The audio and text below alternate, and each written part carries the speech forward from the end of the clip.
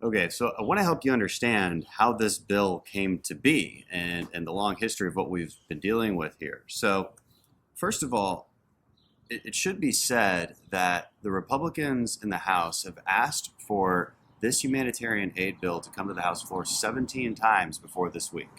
17 times. All right. Why did it finally come to the floor this week? Well, because the Senate, Democrats and Republicans, decided to finally hammer something out. All right. The crisis has finally built up enough. Now, what we've been hearing for months and months and months is that there was no crisis, that it's a manufactured crisis. Then the narrative became, well, it was a manufactured crisis, but now it's a crisis, but it was because of Trump that it's a crisis, right? It's Trump's making. This is a really dishonest narrative, okay? The reason there's a crisis is because tens and thousands of migrants are coming across the border. When that many people are coming across, it overwhelms us, it overwhelms our resources, it crams everybody into small spaces, it creates living conditions that we're all very upset about. That's why there's a crisis. There is no other reason. When there's that many people coming across one place, there's going to be hardship. That's why we needed this money. Remember the video we did last week where I showed you what this money was going towards. When people cross the border, they go into CBP's custody.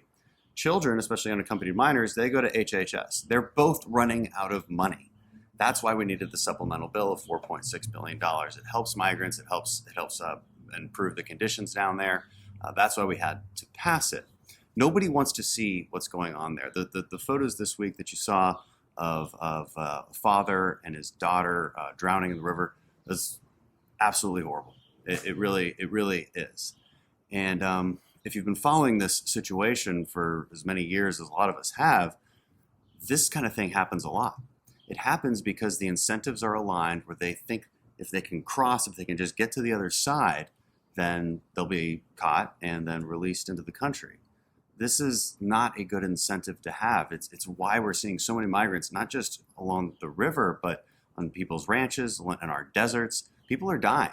People are dying trying to get across, and there's no indication that this is going to stop anytime soon.